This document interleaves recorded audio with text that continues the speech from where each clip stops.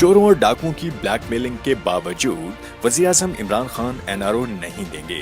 उनका एक ही मौक़िफ़ है, मेरा वादा है कि किसी किस्म का एनआरओ किसी डाकू को नहीं मिलेगा। एनआरओ एक ऐसा गलत फैसला था जिसका खमियाजा आज भी मुल्क को भुगतना पड़ रहा है। हाल ही में ब्रॉडशीट फैसले की सूरत में पाकिस्तान को 28.7 मिलियन डॉलर्स अदा करना पड़े। मुशर्रफ की जानिब से ब्रॉडशीट को असासों की तहकीकात के लिए इस शर्त पर हायर किया गया था कि साबित शुदा गैर कानूनी बैरून मुल्क असासे करके 80% रकम हुकूमत पाकिस्तान को जबकि 20% ब्रॉडशीट को दी जाएगी।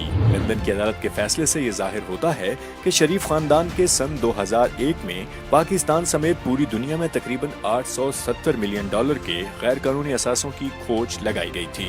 इन 870 मिलियन डॉलर्स में से 100 मिलियन डॉलर असासे ब्रॉडशीट ने ढूंढ कर दिए। जायदादें तलाशने वाली ब्रॉडशीट ने मुआहदे के मुताबिक 20% हिस्से का मुतालबा किया, लेकिन हुकूमत तो पहले ही दस्तबरदार हो चुकी थी।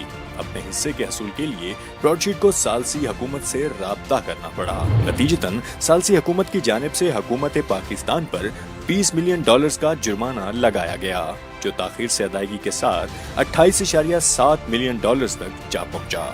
ये जुर्माना एनआरओ देने की फाश गलती की कीमत है। 2001 से कबल ही नवाज शरीफ के तकरीबन 870 मिलियन डॉलर्स यानी 140 अरब रुपए के बैरून मुल्क गैर कानूनी असासाजात का सुराग लगा लिया गया था, लेकिन एनआरओ के नतीजे में उन्हें इक्तदार में आने का मौका दिया गया। गॉडफादर ने उसके बाद मुल्क को किस अंदाज में लूटा होगा, इसकी तहकीकात भी अभी बाकी हैं। गुज़श्ता साल भी इन बदनीयत अनासिर ने FATF मामले में एनआरओ की खातिर मुल्क को आलमी पाबंदियों की जानिब धकेलने की रकीब कोशिश की, लेकिन खान का अज़्म गैर मुतज़लज़ल है।